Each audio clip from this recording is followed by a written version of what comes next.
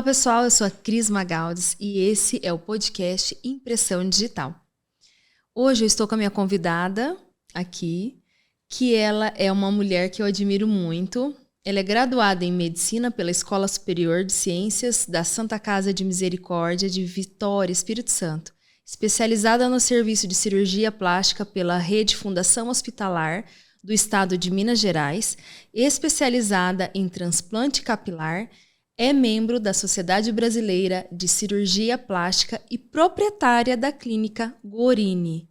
Hoje a nossa convidada é a melhor cirurgiã plástica de Londrina, isso mesmo.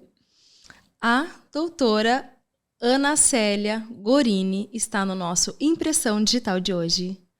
Tudo bem, doutora Ana Célia? Obrigada por ter aceitado o meu convite. É um prazer tê-la aqui conosco.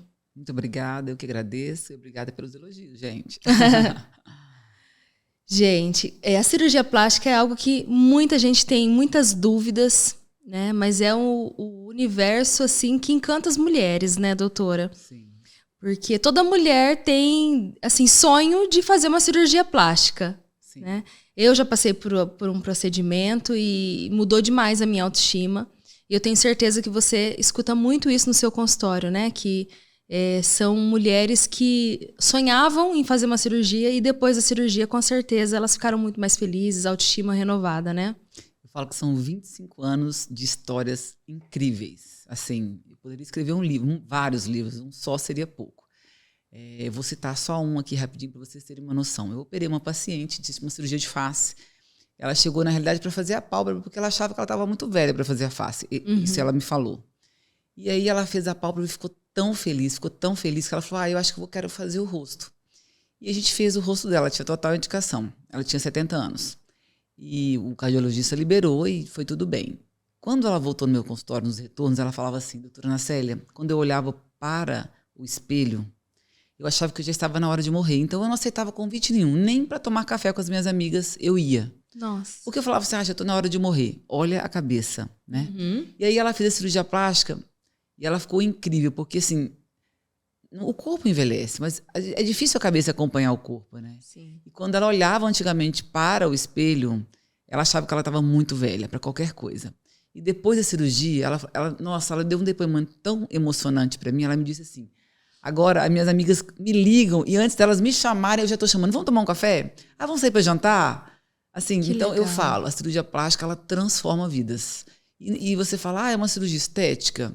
Não, a cirurgia plástica não é uma cirurgia estética, é uma cirurgia reparadora, repara almas, Verdade. repara sonhos, coloca a vida no lugar. É muito impressionante. Só vivendo esse mundo que a gente consegue entender a dimensão disso. Eu, de vez em quando, recebo estudantes de medicina lá no meu consultório, na minha clínica, nós somos hospital lá, e elas, quando saem, elas falam, gente, eu imaginava outra coisa.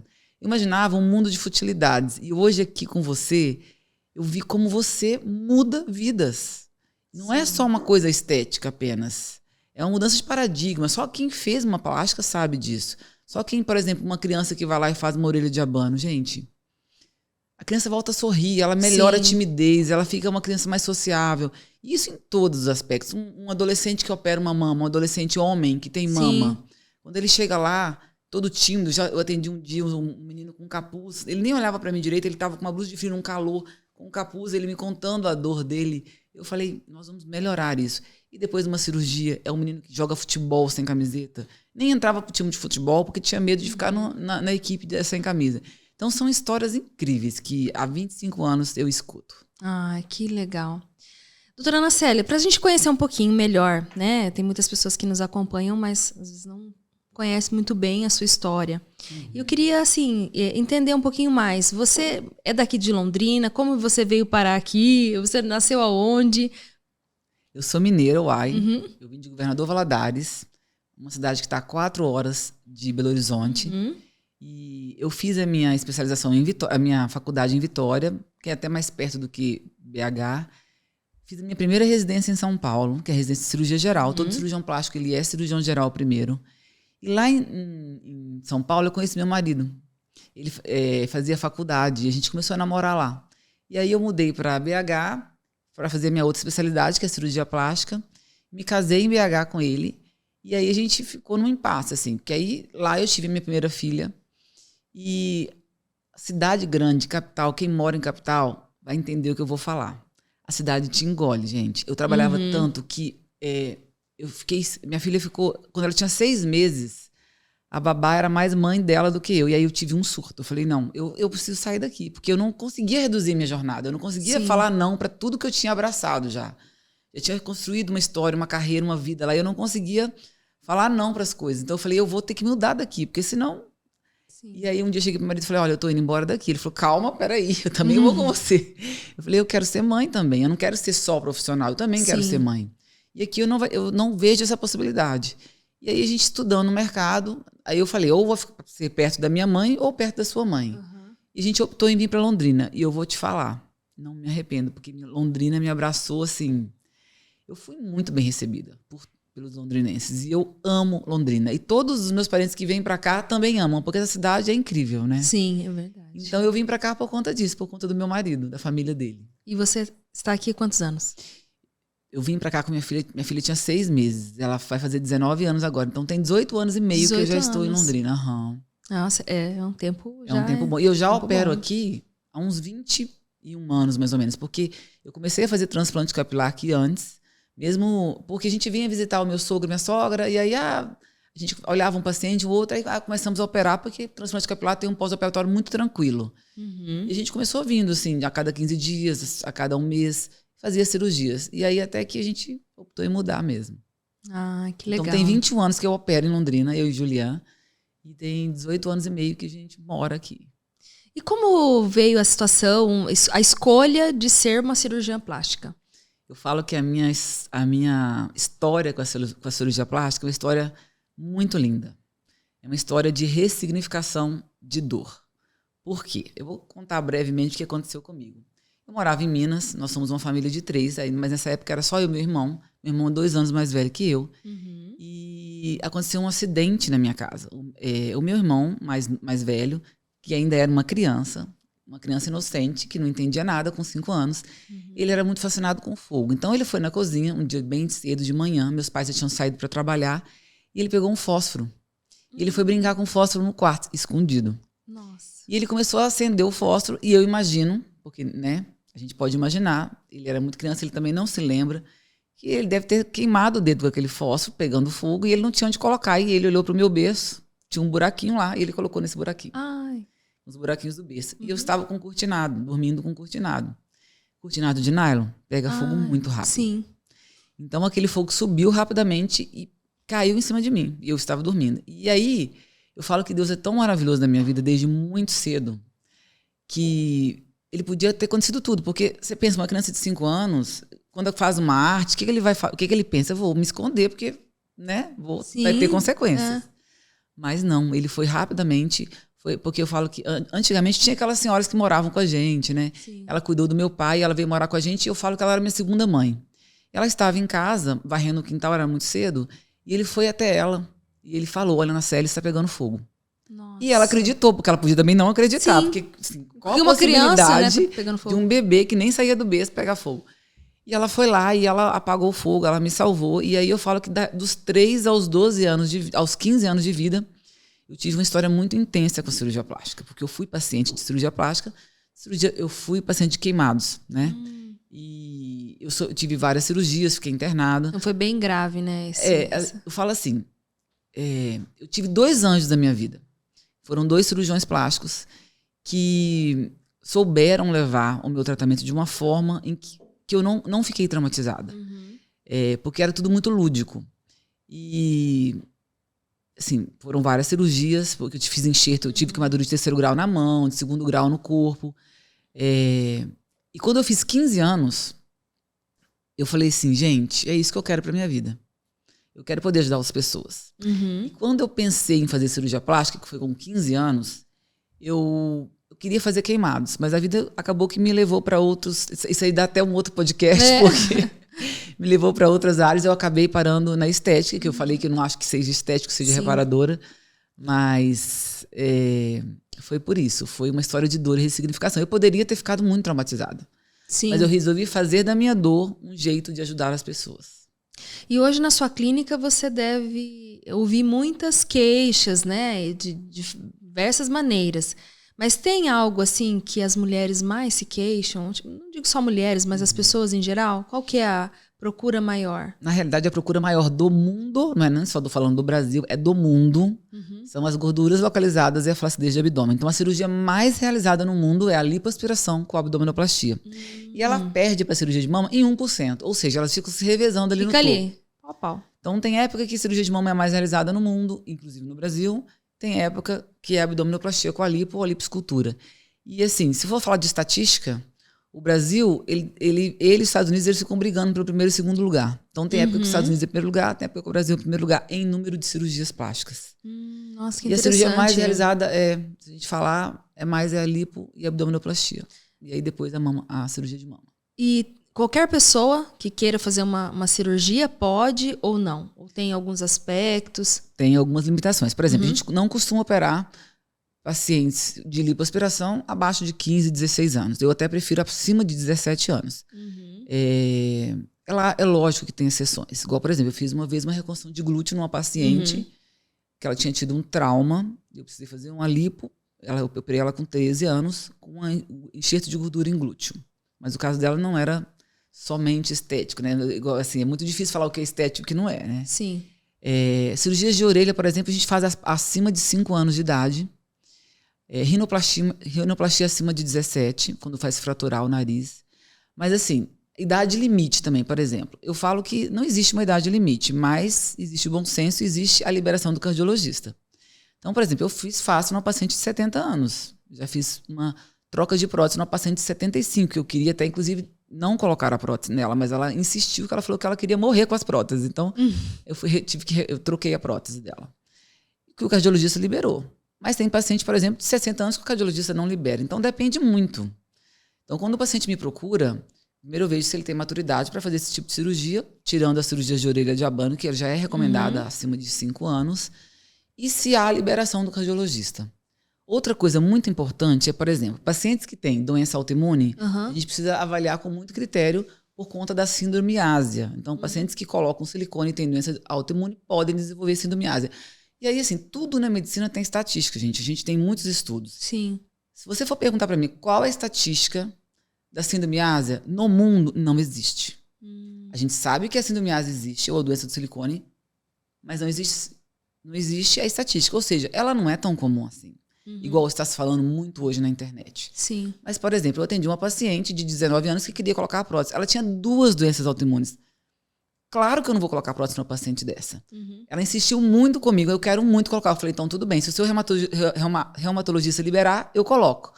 Claro que ele não liberou, porque até a gente pode avaliar. Hoje em dia a gente tem tido muitas doenças como artrite reumatoide. Por exemplo, eu tenho artrite reumatoide e eu tenho prótese.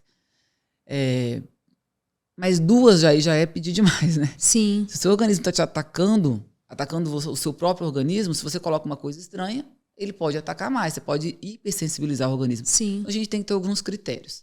E este seria um dos critérios para inclusão de prótese. Sim. E qual que é a diferença entre elevação de mama sem prótese e com prótese? Eu sempre costumo falar com o paciente o seguinte, se você tem muita mama, a gente vai indicar apexia, mas eu até prefiro nem colocar a prótese. Por quê? Porque existe um pedículo que vai dar volume. Mesmo eu não querendo que tenha esse volume, ele vai dar o volume. E se eu for colocar a prótese ainda, vai dar muito volume. Geralmente quem tem muita mama já está querendo diminuir a mama. Eu posso esvaziar ao máximo essa mama, mas com o pedículo vai ter um formato ali e não precisa da prótese, senão essa mama vai ficar grande. E aí a lei da gravidade, mama grande cai mais rápido. E se a paciente não tem mama, tem pouca mama, a gente vai fazer a apexia, vai elevar essa mama e aí eu coloco sim a prótese. E daí em todos os casos, então, tem que pôr a Não, prótese. nem em todos os casos não precisa. Tá. Quando o paciente tem a mama, não precisa colocar a prótese. E qual que é a diferença estética de uma paciente que tem prótese para uma paciente que não tem prótese? O colo. Quando eu faço uma apexia, uma elevação dessa mama, na hora que eu faço a cirurgia e ela não tem prótese, fica um colo bem marcado, mas depois ele dá uma baixada e fica mais natural. Agora, a apexia com a prótese, ele fica aquele colo mais artificial e mais marcado. Isso eu sempre explico para a paciente antes de a gente levá-la para o centro cirúrgico, porque ela precisa entender o processo, entender tudo, para que ela não fique insatisfeita depois com o resultado. E atualmente tem, assim, uma marca, algum tipo de prótese que é melhor? Porque a gente sabe que ao longo dos anos isso foi mudando bastante, né? Então, alguns anos a gente falava, não, tinha umas determinadas marcas estrangeiras, assim, muito boas, acho que na França, se eu não me engano, né? Isso mudou ao longo dos anos? Existem marcas muito boas. Eu não vou poder falar de marca, gente. Desculpa. Existem marcas muito boas. Não, mas no se quiser mercado. falar também, fica à vontade. Eu acho melhor não. E existem marcas que eu não colocaria jamais. Então, assim, é muito importante essa conversa franca com o seu cirurgião. Porque eu acho que quando você vai colocar um produto em você, você não pode pensar em colocar um produto mais barato. Porque o barato pode ficar caro. Sim. E nós temos, sim, no Brasil, marcas boas. Nós temos, inclusive eu uso na clínica uma marca americana, eu uso uma marca alemã e uso uma marca brasileira. Tenho 3 marcas. Aí você pergunta para mim, como que eu escolho as marcas? Eu tenho essas 3 marcas, dependendo do volume que o paciente quer, eu vejo o que eu tenho no estoque dentro dessas 3 marcas e uso, entendeu? Então, eu sempre explico para o paciente, a gente precisa ver, porque não dá, né, para ter todas as marcas, todos os volumes, porque realmente fica difícil. Às vezes tá em falta no mercado também. Então, aí a gente tem que optar por uma outra marca, né? Mas dentro dessas 3, eu sou muito restrita, porque eu acho que eu tenho muita dificuldade de abrir para marcas muito novas que ainda não têm credibilidade no mercado. É porque não é só estética, é saúde, né? E outra coisa, né? É o nome da gente também. Sim, com certeza. Inclusive, assim, eu já tive problemas com prótese. Antigamente tinha uma marca no mercado que ela entrou muito forte. E era uma marca muito boa, que era a PIP. Que era uma marca francesa até. E o que aconteceu? A gente não sabe. Eu acho que o dono da marca, ele surtou e ele começou a colocar silicone industrial. Então, assim, ninguém ficou sabendo disso. Então, quando que as pessoas ficaram sabendo? Quando começou a dar problema nas próteses. Sim. Quando isso aconteceu, eu tinha 100 pacientes operados com essa marca. Eu mandei uma carta, uma carta registrada para todas, pedindo que voltasse ao consultório com ultrassonografia para a gente conversar, para ver o que ia fazer. E eu troquei a 100. Nossa. Fiz 100 trocas. Conversando com as pacientes, assim, eu não cobrei nada, a anestesista não cobrou nada. O que a paciente fez, ela comprou uma prótese nova e pagou o custo do produto. Do produto que eu falo assim, do hospital sem lucro. Porque eu entendo que, né, não foi um problema meu, não foi um problema da paciente. Mas você deu foi um surto do fabricante. Isso aí não tem como controlar. Né? Não tem como controlar. Inclusive, acho que ele já até morreu, ele faleceu, o dono. Sim. Acho que eu ouvi a respeito disso, sim. E ainda tem essa questão de trocar a prótese depois de um tempo? Na realidade, assim, eu falo que medicina não é uma ciência exata. Né? Ela está sempre mudando e sempre em movimento de acordo com os estudos. Então, eu sou cirurgiã plástica há 25 anos. Eu passei por 3 ondas da cirurgia plástica em relação à prótese. E quando eu terminei a residência, falava-se que prótese durava 10 anos e ponto. Sim, verdade. Né? Inclusive, eu tinha uma prótese na época, coloquei e eu troquei com 10 anos. Depois veio uma onda falando, inclusive, até as marcas, que prótese era definitiva.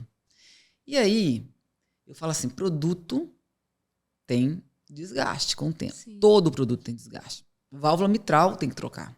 Que é uma coisa perigosa, que o paciente corre risco, né? Prótese de joelho tem que trocar. Então, assim, aí o que aconteceu? Começou, as pacientes voltavam pra gente pra trocar prótese, porque ou estava achando grande, ou porque queria fazer mastopexia, aproveitava e trocava. E a gente começou a notar que as próteses estavam mudando de cor. Essas são as próteses definitivas. Então, peraí, se tá mudando de cor, tinha alguma coisa diferente. E aí teve um médico lá em Curitiba que ele começou a estudar essas próteses, na parte histopatológica. Ele mandava para o laboratório e perguntava, e assim, fazia alguns questionamentos e ele começou a estudar. E aí o que ele observou? Ele observou que a coloração da prótese era gordura que entrava, mesmo sem a cápsula estar rota. Então, o que isso significava? Que após 10 anos, que era o prazo que a gente estava observando mais, essa cápsula aumentava a permeabilidade. E o que é permeabilidade? É a troca com o meio, mesmo sem estar rompida. Então, entrava coisa e saía coisa. Entrava a gordura da mão e saía silicone. Isso tinha mais possibilidade de estar irritando o corpo. Então, assim, eu vou em vários congressos, agora em Curitiba. Em Curitiba sempre tem congresso de mama todo ano, com atualização, e não é um consenso geral, mas é um consenso que os médicos, a maioria já está migrando para esse consenso de que prótese é um produto e produto tem desgaste. Então, entre 10 e 15 anos, mesmo se estiver tudo bem com a sua prótese, é importante procurar o seu cirurgião e fazer a troca. E uma coisa que a gente tem ouvido bastante, doutora, é em relação a prótese de mamas, né, com, por exemplo, doenças como câncer. Isso é verdade? É mito? As pessoas às vezes falam demais sem ter conhecimento? Hoje, Se qualquer um de nós tiver um câncer de mama, como que a gente vai fazer? Remove o câncer, roda um retalho e coloca uma prótese. Então, o tratamento com a reconstrução é sempre com prótese. Não vou falar sempre, mas 90% com prótese, tá? Mas há uns 8 anos atrás, descobriu-se um certo tipo de câncer que se chama linfoma de células gigantes, ou BLC. Esse linfoma, ele dá na cápsula da prótese. Tá? Ele é específico para a cápsula da prótese. Ele é um tumor maligno, mas de baixa agressividade. Então, o que eu falo para todos os pacientes? O paciente que chega para mim e vai colocar a prótese, eu explico todas as complicações com estatística. Então, a gente sabe hoje que um paciente que coloca uma prótese de microtextura, né, ele tem uma estatística de 1 para 30 mil pacientes em ter um linfoma de células gigantes. Mas eu também explico que mulher tem que fazer exame anual. Uma vez que você é mulher, passou dos 20 anos, você tem que ir no ginecologista anualmente fazer ultrassom de mama, fazer seu Papa Nicolau, fazer sua prevenção. Fazendo isso, fazendo a prevenção normal, é muito raro você ter algum problema. E se detectar precoce esse tumor, como que a gente vai fazer o tratamento? Remove a prótese junto com a cápsula e o tumor que está aderido à cápsula. Tá? E provavelmente faz a reconstrução com outra prótese. Entendi. É isso aí, claro que vai do que a paciente vai querer para ela ou não. Tem gente que não quer mais colocar prótese, tem gente que quer sim reconstruir com a própria prótese. Ou seja, é verdade, sim, prótese pode dar um tumor na cápsula da prótese, mas a estatística é baixa, 1 para 30 mil pacientes, e a gente tem que fazer a prevenção. Sim. E tem como fazer essa prevenção? Estando com a mão? Porque eu falo assim, sim, às vezes é uma pergunta boba, né? Mas muita gente que está assistindo às vezes tem essa dúvida. Às vezes é até falar, eu acho que depois eu não consigo fazer um controle, né? Para saber se eu tenho câncer de mama ou não. Todas as pacientes que têm prótese, elas podem utilizar a ultrassonografia mamária normalmente e a mamografia. O que os radiologistas preferem? Eles preferem quando as próteses estão retromusculares. Porque se a prótese subglandular, né, acima do músculo, atrapalha em 7% do diagnóstico do câncer de mama, aí embaixo do músculo, ela atrapalha só em 4%. Tem como fazer. Além do toque, né, gente? A gente precisa fazer o toque, a mulher precisa se tocar. Então não interfere em nada, né? Muito pouco. Entendi. Não, porque muitas pessoas... 3%, 4%, 5%. Muita gente fica assim, eu não quero colocar, porque daí de repente eu não consigo descobrir, né? Então as pessoas às vezes... Isso realmente, então, é um mito, né? Isso porque é um mito. Fala muito na internet sobre isso. Sim. E, doutora, quais são os riscos de uma cirurgia, né? Enfim, qualquer tipo de cirurgia. Cirurgia em geral, não só. A gente está falando bastante de próteses, mas eu digo abdominoplastia, lipo.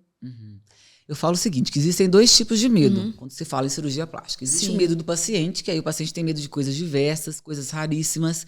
Existe o medo do médico, que o médico tem medo de coisas palpáveis e do nosso dia a dia que a gente vê mais comumente. Comumente, assim, é muito raro ter uma complicação em cirurgia plástica.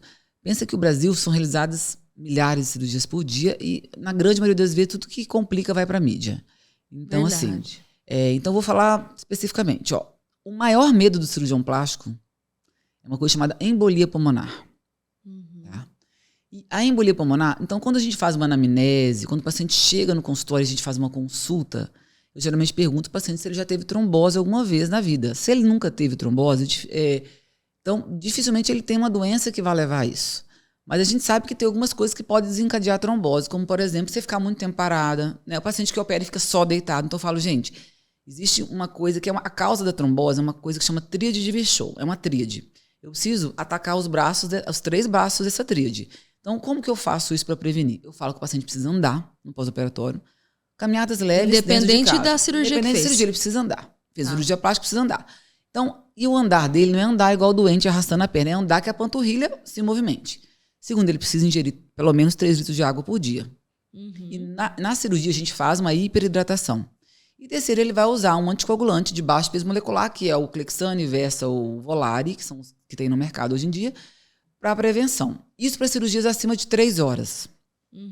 Para cirurgias mais rápidas, tipo uma prótese de mama, uma mastopexia, bom, tem cirurgiões que demoram mais que isso, aí tem que fazer a prevenção, né? Sim. A gente não precisa fazer a prevenção da embolia, mas a gente a gente usa bota dentro no hospital, que vai massagear essa perna durante a cirurgia e faz a hiperidratação. Né, uma hidratação para evitar que a paciente fique desidratada. Bom, isso é o que todo cirurgião mais teme. Segundo é o choque anafilático. Então, a gente sempre pergunta para o paciente, você tem alergia a algum medicamento? Assim, e aí eles são relatados e a gente coloca no prontuário, coloca na cabeceira do paciente, a gente tem um cuidado muito específico com isso. Se você me perguntar se eu já tive algum choque anafilático em 25 anos, eu vou te falar, eu tive um caso ano passado. A paciente nem tinha começado a cirurgia, era uma prótese de mama, era um caso, teoricamente, mais simples de todas as outras cirurgias. E durante a indução anestésica, a paciente começou a ter sintomas do choque anafilático. E aí, antes de começar a cirurgia, nós já detectamos, fizemos o diagnóstico. E já entramos com todas as medidas para melhorar isso e para que a paciente não evolua. Ficamos ali 1 hora com ela, não precisou entubar, era uma cirurgia que eu ia fazer com anestesia local e sedação, porque eu faço prótese, eu e Juliana, a gente faz prótese com anestesia local e sedação. E no final ficou tudo bem. E quando a paciente acordou no quarto, claro que nós não fizemos a cirurgia, porque ela precisava de um tempo, a gente precisava descobrir o que ela teve, qual medicamento que ela teve a alergia. Sim. Ela só falava assim, chorava porque ela queria ter feito a cirurgia. Ai, meu Deus. E a gente falava podia ter morrido. Eu falava, querida, você não está entendendo a gravidade da coisa. E aí, eu falo que a gente não é sozinho no mundo. Nós, como médicos, a gente tem uma rede que a gente se comunica. Então, eu tenho uma amiga que ela é alergista. E aí, lá no centro cirúrgico, eu liguei para ela, falou, olha, tá acontecendo isso e isso, nós já fizemos isso e isso. Ela falou, já foi feito tudo que tinha que ser feito. A paciente precisava ficar 6 horas, pelo menos, de observação. E, claro, ficou até a noite lá. E aí ela falou assim, tudo que foi usado na paciente, eu preciso que vocês coloquem num saquinho. E depois de 1 mês, você mande ela, porque precisa esperar 1 mês, porque a paciente está muito sensível.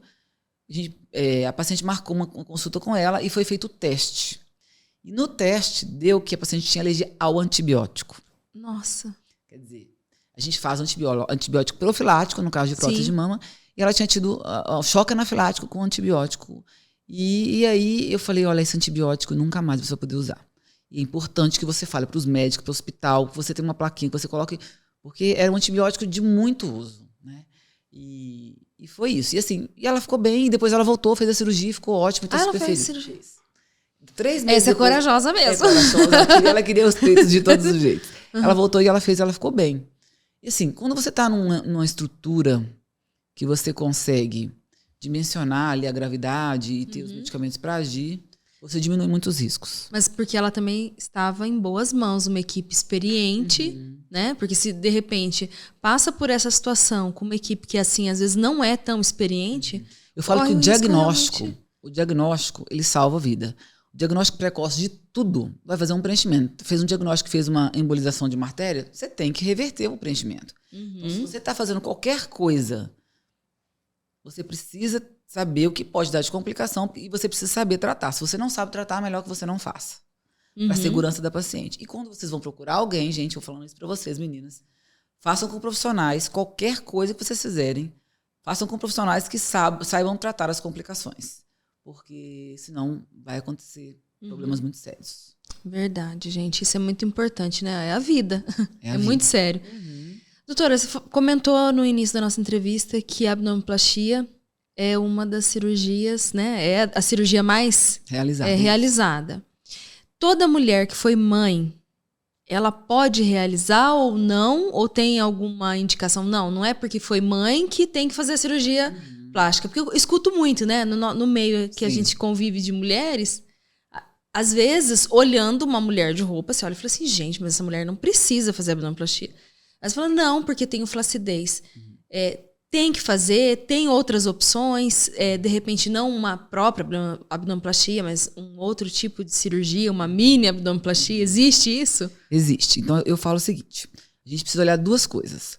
Uma paciente que, às vezes, ela não precisa ter sido mãe propriamente dito, mas se ela tem flacidez acima do umbigo, que deixa aquele umbigo triste, e se esse umbigo ele tem implantação não tão alta, porque assim, existe uma medição, a fúrcula external, que é aqui, ó, a união das costelas em cima, com o pubis lá embaixo. Às vezes tem gente que tem um umbigo muito alto, mesmo que ela tenha flacidez em cima, se você fizer um mini abdômen só rebaixando esse umbigo, vai ficar bom. Agora, se ela tem um umbigo mais baixo, que é a grande maioria dos casos, que é um umbigo ali na altura da cintura para baixo, você não pode fazer isso, que vai ficar horrível, que o umbigo vai ficar muito baixo. Aí você tem a indicação da abdominoplastia. E quem já fez abdominoplastia, tipo no meu caso, né? Tive filho depois, perdi a abdominoplastia, né? Não totalmente, mas, claro, você tem uma certa flacidez ali. Tem como fazer de novo? Faz um reparo? Como que funciona isso? É muito difícil fazer 2 vezes. Pra eu não falar que eu nunca fiz, eu já fiz algumas vezes, mas é muito raro. Porque eu preciso ter muita flacidez para fazer essa abdominoplastia de novo. E aí, que é esse excesso de pele ali, né? Para ser retirado. A né? parte superior, acima do umbigo. Mas aí precisa de uma avaliação precisa. Porque tem gente que dá e tem gente que não dá.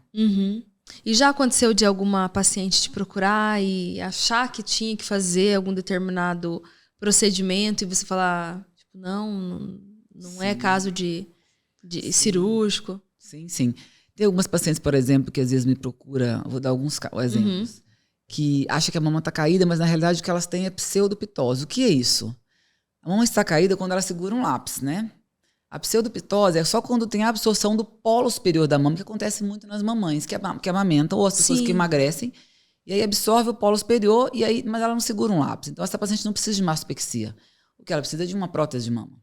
Então, e tem pacientes, por exemplo, que querem fazer só o pescoço. Eu tô com flacidez no pescoço. Aí quando você puxa o pescoço para trás, sobra muita pele no terço médio e inferior da face. Então não é só, às vezes, o pescoço. Então tem que fazer um lifting. Então, são alguns casos assim que a gente precisa... Não é tudo cirúrgico, né? Não é sempre... Pescoço é muito difícil não ser cirúrgico, gente. Pescoço é uma das áreas mais difíceis de você tratar de maneira não cirúrgica. Porque tudo que você faz melhora pouco. Melhora, mas melhora pouco. Sim. O rosto já melhora com muitas coisas, né? Que você pode fazer. Fios, bioestimulador, preenchedor, várias coisas. Tem vários aparelhos, lasers, o InFace aí que está chegando, com tudo no mercado, que trata a parte da musculatura. Mas o pescoço é difícil. Imagino.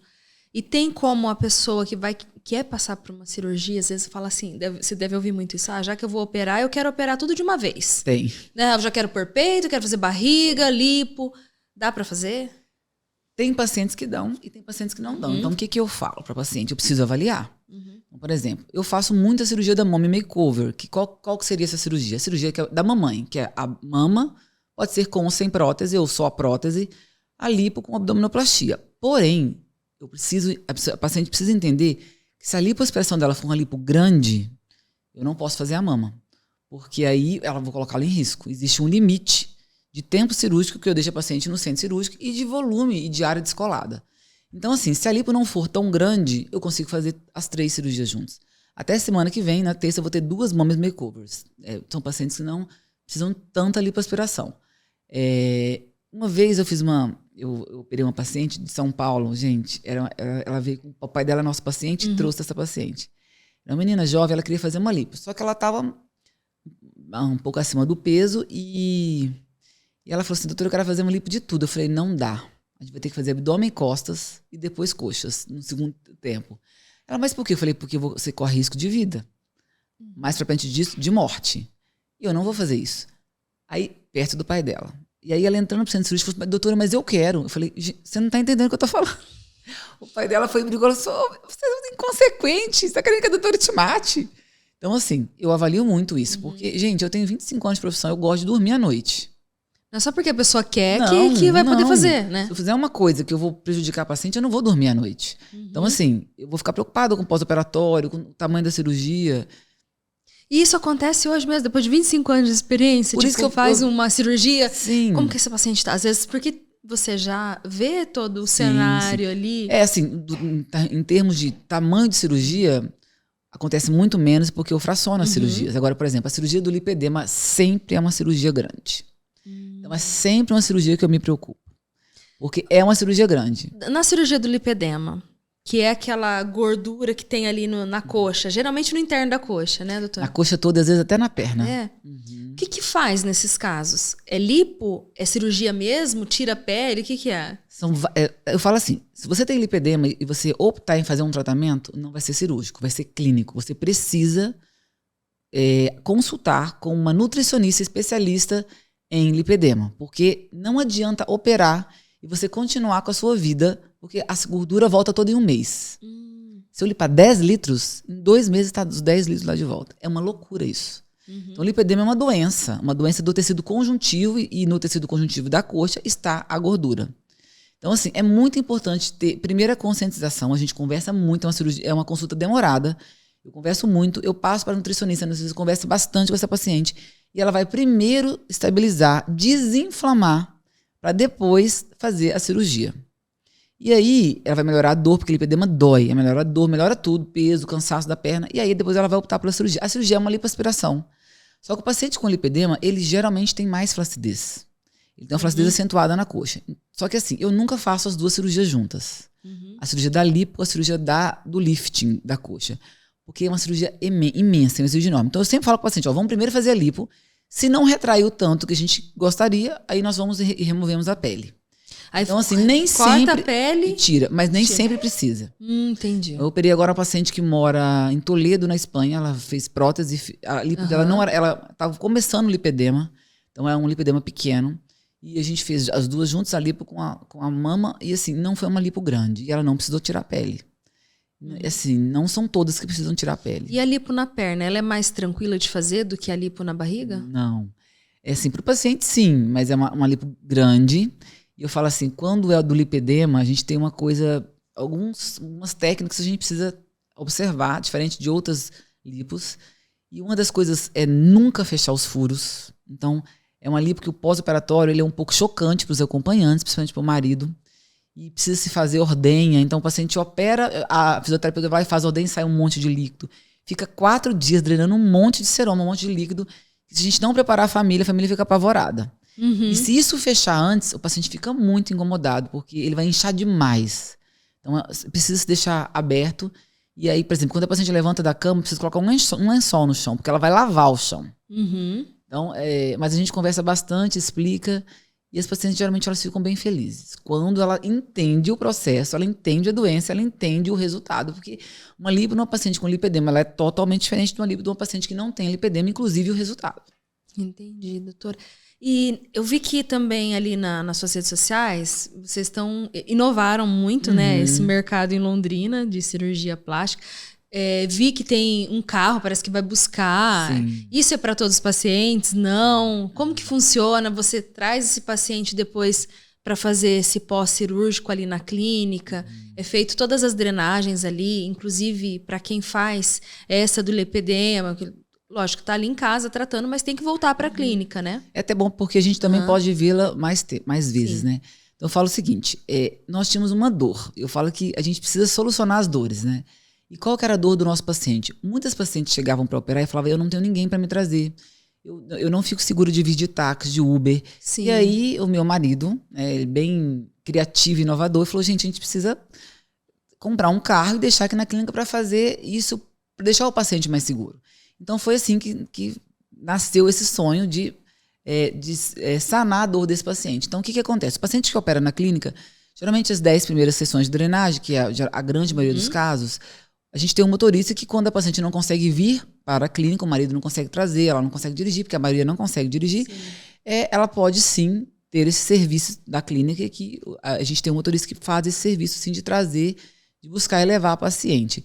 As primeiras consultas também. E às vezes o paciente que vem de fora, a gente opera muita gente de fora, de Londrina, de fora, inclusive, do país, que a gente busca no aeroporto. Então, a gente faz esse serviço sim. Gente, não é qualquer carro. Não é de qualquer jeito. É o serviço, né? Sim, sim. Parabéns. A gente tem Obrigada. acompanhado e assim, é a sensação do momento. As mulheres comentam muito, não sei se você sabe, né? Mas no meio, assim, das mulheres, as mulheres, ai, que chique, eu quero fazer minha cirurgia na clínica Gorini. E andar naquele carro. Não é só o carro, a gente tem uma experiência incrível na clínica. A gente tem cadeiras de massagens maravilhosas. Ah, eu ia falar isso também. Inclusive, os acompanhantes, os que vão lá, que, né? Eles ficam lá e falam, não, você pode atrasar, que eu estou aqui na cadeira de massagem, fica lá na cadeira de massagem. Os maridos nem reclamam mais, né? E a gente está abrindo um spa também. A gente Que está inovando uma delícia. área, assim, vai ficar incrível. Sim. Incrível. Inclusive com um trabalho de visagismo para o homem. Você, mulher, leve seu marido lá depois. A gente vai ter um profissional incrível, que vai deixar o seu marido mais bonito ainda para você. E Que com legal, outras coisas também. A gente doutora. está trazendo algumas máquinas. Isso aí vai ser uma surpresa e não vou poder falar muito a respeito disso, mas vai ter um aumento de serviços que vai poder mimar essa pessoa Sim. que vai lá na clínica, vai ficar mais bonita ainda. E que legal, parabéns, porque a gente vê o quanto é importante, né, essas inovações em um mercado, por mais que você fale, todo mercado hoje é competitivo, Sim. mas você trazer essas ideias, essas novas experiências para o paciente é muito importante, né? Para também ele se sentir seguro, Exatamente. valorizado, né, dentro do espaço. A gente sempre pensa no paciente, na jornada do paciente, na angústia do paciente, na dor do paciente, e pensando nisso a gente vai tentando sanar essas dores, sempre pensando no paciente. Que bacana. Bom, e dentro desse ponto, lógico, a gente está falando que você, né, de todo o profissionalismo que você, o seu marido tem, toda a equipe. Mas para quem hoje, né, busca um profissional, às vezes a gente está assistindo, não é de Londrina, não é da nossa cidade, não Sim. pode vir para cá. Como que ele faz para identificar se aquele profissional é um bom profissional para ele fazer esse procedimento, né, cirúrgico ou não? Tem alguns fatores que são avaliados por vocês profissionais, acredito que é mais fácil, né? Você já identifica, esse não é um bom profissional. Sim. Como a gente faz para saber? Primeira coisa, precisa saber se o profissional é especialista na área. Então você não vai operar uma cirurgia plástica com um médico que não é cirurgião plástico. Você não vai operar o seu cérebro com, por exemplo, um pediatra ou com qualquer outra pessoa que não é especialista. Sim. Então procure um especialista. A gente tem pegado na clínica muitas complicações de não especialistas, inclusive de não médicos, que estão operando coisas que não são da sua alçada. Cuidado. Cuidado, porque às vezes o barato pode sair muito caro. Primeiro, especialista. Segundo, gente, indicação também. Eu acho que a indicação é maravilhosa, porque assim, você conhece a pessoa que já fez, quando você, né, você viu o resultado. E outra coisa, quando você for consultar com um profissional, tenta expor tudo que você pensa, tudo que você quer, porque às vezes o que o paciente quer não é possível. E eu falo, isso não vai ser possível. Eu acredito que os outros médicos também são claros, mas é importante você alinhar com o médico expectativa e realidade para que você saia feliz depois de um procedimento. Porque muitas vezes a expectativa não está condizendo com a realidade. Por exemplo, uma paciente que tem uma pele muito flácida, uma mama muito grande, querer, por exemplo, uma mama igual uma paciente que não tem mama nenhuma e coloca uma prótese. Não vai ficar. Então, assim, às vezes eu peço ao paciente, me manda foto do que você gostaria, mais ou menos, para eu entender sua cabeça. Aí eu falo, isso não vai ter jeito, por conta disso, disso e disso. Então, converse com o médico. Fale o que vocês querem. Falem, por exemplo, de mama, tamanho, mostrem fotos, mas não que vai ser igual aquela foto, mas para ele ter uma noção do que vocês gostam, para saber se vai ser possível ou não. Então é isso, acho que tem que ser especialista, tem que, se puder ser por indicação, melhor ainda. Cuidado com as redes sociais, cuidado com manipulação de fotos. Tem muita gente que manipula foto. Inclusive, eu vou até postar um vídeo que eu fiz tem uma clínica, graças a Deus não é no Brasil, que ela usa o chat GPT para fazer antes e depois. Nossa. Então, assim, gente, muito cuidado, porque nada é tão perfeitinho. Por exemplo, uma cicatriz. Se um médico te prometer uma cicatriz maravilhosa, isso é impossível, porque tem coisas que não dependem do médico. Cicatriz depende do paciente, da genética do paciente. Então, de pele, tudo e muitas mais. vezes as pacientes querem ser enganadas, eu vejo isso, né? Às vezes o paciente vai falar uma coisa comigo e fala, olha, cuidado. E se você for procurar, você vai achar alguém que faça. Mas você vai se arrepender, cuidado. Porque tem profissional de todos os jeitos. Então, tem que tomar muito cuidado. E já aconteceu, doutora, nesses casos, enfim, de cirurgia plástica, você falou de um bom profissional, às vezes não tem tantos profissionais que são tão bons assim no mercado, e esse paciente veio para você fazer um procedimento que foi feito errado, tem que corrigir. Já aconteceu de você ter que refazer algum trabalho? Eu falo o seguinte, em Londrina, graças a Deus, Londrina é um polo de excelentes cirurgiões plásticos. Nós estamos muito bem servidos aqui, tá? Mas assim, cirurgia que a gente precisa refazer, às vezes a gente refaz até a nossa mesmo. Eu tenho várias cirurgias que eu preciso refazer, porque não depende só de mim. Então, por exemplo, uma paciente fez uma prótese. Eu tive um caso de uma paciente, por exemplo, que fez uma... Vou contar 2 casos rápidos. Ela fez uma prótese e no pós-operatório, o bebê dela ia cair, ela puxou rapidamente o bebê e abriu o ponto. E, gente, eu faria a mesma coisa. Falei, eu também pegaria meu bebê. Eu falei, não tem problema, a gente refaz e refizemos a cirurgia dela. E outra paciente que a prótese virou. Não sabemos por que a prótese virou, aí a gente teve que refazer. E virou de novo a prótese. Inclusive mudamos de plano. Isso acontece com qualquer profissional. Agora tem casos que, né, são mais bizarros. Então, assim, temos que tomar cuidado. Porque tem alguns médicos que eles operam, mas eles não são especializados, né? A gente até escuta, às vezes, em algum em algum programa de televisão, falando contando algum caso que foi feito de maneira errada, e aí foram atrás para investigar, e essa pessoa nem era cirurgiã plástica, né?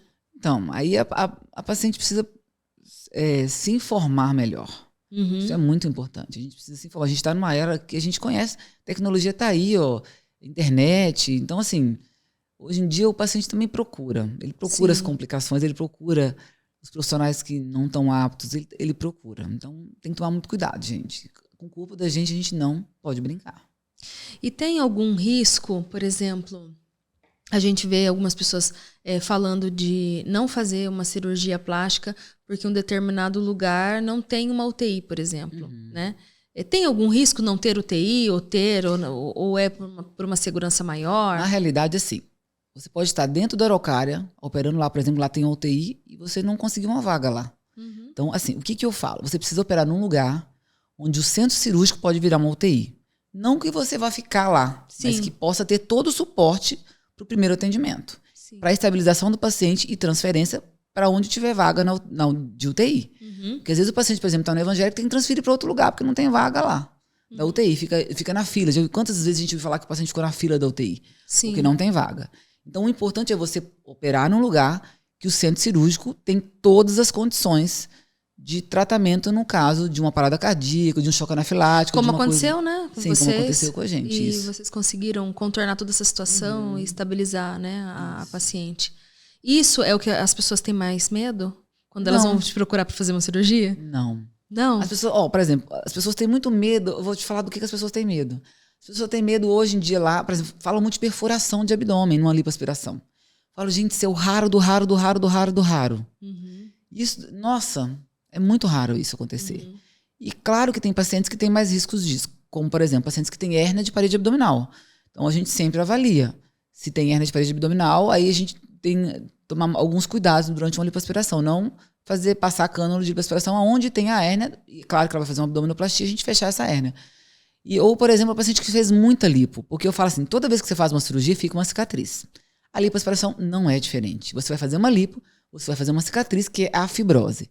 Uma próxima lipoaspiração, o cirurgião que estiver lipando não vai conseguir fazer uma lipo igual à primeira. Vai estar mais duro para fazer. Então, eu sempre falo, se eu opero uma paciente, eu falo, olha, você... se a paciente, tem paciente que fala, se eu engordar, eu opero. Se eu engordar, não é assim, gente. E tem pacientes que eu falo, olha, você não vai poder fazer mais lipo, porque a sua lipo estava muito dura e já começa a ficar perigoso. Eu falo com a paciente. Eu operei uma paciente em dezembro mesmo, que ela tinha feito uma lipoaspiração apenas, mas ela fez uma lipo muito superficial.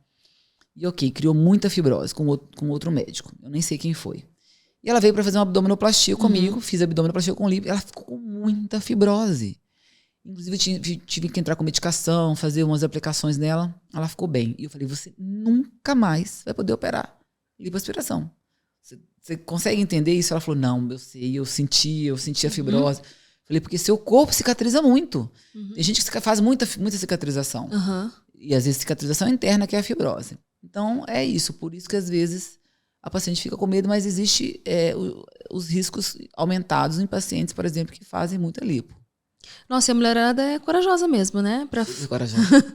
Mulher é um bicho corajoso. Mulher é mais corajosa que homem. Isso você consegue identificar no seu consultório? Tipo, chega algum homem para fazer um procedimento, às vezes você vê que ele tá com muito medo, ou acaba desistindo. Na realidade, o homem, quando ele procura o consultório, é que ele já está decidido. Eu vejo que o homem ele é mais fiel que a mulher. Tipo assim, ele não te troca. A mulher, às vezes, ela te troca por um outro cirurgião. O homem, não. Quando ele gosta de você, ele vai em você e você até... Mas eles são a minoria, assim. Eu falo que hoje, os homens são 30% do meu consultório. Eu atendo 30% de homens. Que era muito mais baixo. Cresceu bastante. E tem crescido mais. O homem ele tem buscado mais ficar bem. Porque você também é especialista em transplante capilar, né? Então, acredito também, esse número vem também... Vem do transplante, mas vem também da lipo, vem da face. Eles fazem muita lipo. O homem, hoje em dia, eles gostam de fazer lipo. A gente faz encher de gordura e músculo, então dá um aspecto bom. Fazem cirurgia de face. Os homens que estão aí com acima de 50 anos, eles têm procurado fazer pálpebra, face. Então a gente faz... E que bacana, né? Que eu vi ali nas suas redes sociais que você tem feito transplante capilar. E eu conheço muitas pessoas que iam para fora do país para fazer transplante capilar, né? E que legal que hoje tem em Londrina, né? Sim, E você está atendendo bastante. No transplante capilar, tem alguma contraindicação? Qualquer homem ou mulher pode fazer? Porque eu também vi que você está fazendo em mulher, né? Sim, tem contraindicação, sim. Hoje em dia existem doenças autoimunes que a gente precisa pesquisar, como, por exemplo, a frontal fibrosante, que é uma doença que vai dando na linha anterior do cabelo e vai matando os bulbos e o cabelo vai indo para trás. E se você fizer uma cirurgia nessa paciente, os transplantes vão morrer. Então a paciente vai perder todo o transplante. E aí você me pergunta, a paciente nunca vai poder operar? Vai poder operar. Mas ela primeiro precisa tratar com uma médica especialista nisso. E nós temos lá na nossa clínica a doutora Flávia Gorini, que é uma dermatologista, tricologista, especialista em tratamento do cabelo, tratamento clínico. E ela vai tratar e aí vai chegar uma hora que ela vai mandar devolver esse paciente pra gente fazer a cirurgia. Claro que, por exemplo, essa paciente talvez mais pra frente ela perca um pouco desse cabelo. Mas as mulheres, gente, é muito triste. Então, assim, é muito difícil mulher sem cabelo, né? Sim. O homem é bem mais aceitável. A mulher, ela não aceita ficar sem cabelo.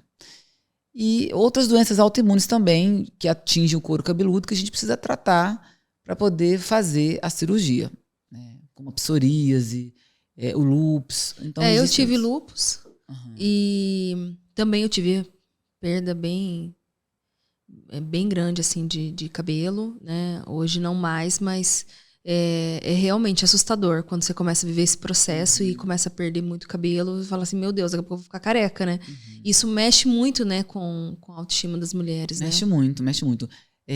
Se está perdendo cabelo, vale a pena procurar uma dermatologista especialista, porque às vezes o tratamento é clínico. Então, assim, a frontal fibrosante, no início, se você fizer o tratamento clínico, ela não progride, ela não aumenta essa área. Então, é muito importante procurar no início, porque aí, igual a areata também, né, que vai dando aquelas bolas na cabeça. Se fizer transplante ali, vai matar o transplante, porque é uma doença autoimune, é o organismo. O que é doença autoimune? É quando o seu organismo não reconhece aquela área e ele vai agredir aquela área e vai matar. Então, assim, ele vai estar matando o pelo ali. Então, se eu colocar outro cabelo, vai matar o outro cabelo também. Sim. Então, por isso que é tão importante fazer o tratamento, né? Deixar o corpo aí ficar mais tranquilo, para que, em alguns casos, fazer o transplante, em outros casos, só o tratamento clínico mesmo. E, incrível, né, doutora? Assim, outra coisa, desculpa. Existe uma outra condição que não tem como, é que existe classificações de calvície, de grau 1 até grau 7. Passou do grau 7, não é inópio, porque não tem área doadora. Então, se não tem área doadora para pegar o cabelo e colocar, aí não tem como operar também. Entendi. É bem complexo, né? Bem complexo. Tem que ser feito por um bom profissional, para não correr o risco também de passar por um procedimento que a pessoa não vai ter o resultado que ela esperava, né? Exatamente. E que incrível a sua profissão. Eu estava falando de como que você consegue trabalhar diversos pontos, né? De saúde, né? Que também autoestima das mulheres, dos homens. Como é lindo, né? De ver uma profissão que antigamente as pessoas ficavam muito ligadas só à estética, né? E como você falou no início do podcast, é uma transformação de vida. Exatamente. Diante de tudo isso que você me contou hoje, enfim, os 25 anos de profissão, que você deve ter vivido muitas coisas lindas, né? Teve alguma história que te marcou e que você fala assim, nossa, isso eu sempre me recordo de alguma paciente que foi um caso bem importante para você? Nossa, tem muitos casos. Muitos casos. Mas assim, muitas vezes as pacientes, elas vêm até mim porque, na realidade, às vezes elas querem sanar outras dores.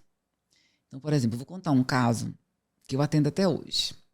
Não é um caso cirúrgico, porque eu também faço outros procedimentos, faço botox, faço procedimentos não cirúrgicos também. Essa paciente, ela é muito deprimida. Ela tem muitos problemas familiares. Ela tem uma família de muitas pessoas que tem muito câncer. Ela perdeu a mãe, perdeu uma irmã e perdeu um irmão com câncer. E ela, assim, tem uma vida muito pesada. E ela tem uma irmã com muita depressão também, que mora com ela. E ela vai no meu consultório a cada 5 meses fazer toxina botulínica para fazer terapia comigo. E chega lá, a gente conversa sobre a vida, eu falo com ela, olha, tento animar, sabe? Mostro perspectivas para ela, mostro caminhos para ela, falo, olha, ela é aposentada, já é uma senhora. Falei, olha, quando a gente olha a dor do próximo, a nossa dor diminui. Por que você não... Ela é muito católica. Falei, lá na igreja, né, na sua igreja tem tantas coisas que ajudam as pessoas. Por que você não entra num... Então eu fico, sabe, conversando, estimulando para que ela tenha uma outra perspectiva de olhar a vida. Porque eu falo assim, a vida da gente, todo mundo tem uma história. Na realidade, várias histórias. Várias histórias felizes e várias histórias trágicas. Todo dia, o ser humano é assim, é feito de altos e baixos. E a gente tem duas escolhas. A gente pode sucumbir às nossas dores, deixar que elas nos destruam, e a gente pode optar em ressignificar. Então, assim, eu mesmo na minha vida eu tenho várias histórias de ressignificação. Que eu optei em fazer disso, literalmente fazer do limão a limonada. Sim. De uma maneira muito mais profunda. De olhar para isso com uma outra coisa, e de um outro olhar e fazer disso uma coisa bela. Eu já fiz vários projetos sociais, né? Então, por exemplo, teve um tempo, agora eu não consigo mais, mas teve um tempo, há pouco tempo atrás, que a gente trabalhava na prefeitura fazendo câncer de face. Então, eu fiz durante 3 a 4 anos, eu operava de 20 a 30 pacientes por semana de câncer de face. Então, assim, ressignificando a dor. Então, que lindo isso. O que eu posso fazer para o outro para diminuir a minha dor? E diminui, gente. E lá já ouvi tantas histórias também lindas. Então, assim, quando eu olho a dor do outro, e eu ajudo o outro, simplesmente a minha dor diminui. Então, por isso que eu falo que as histórias da vida da gente, a gente precisa optar como a gente quer viver. E a vida nos dá essas duas escolhas, Eu acho muito importante, se você quer ser feliz, escolher a ressignificação.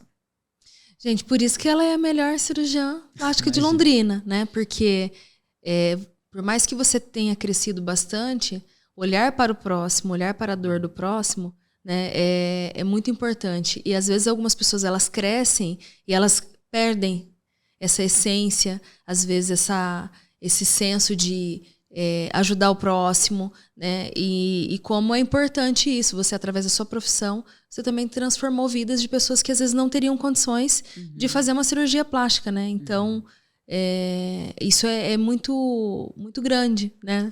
Da sua parte de poder ajudar com né, através do seu conhecimento, transformar essas vidas, e Deus com certeza te retribui de outra maneira, né, doutora? Gente, que lindo, né? A história da doutora Ana Célia Gorini.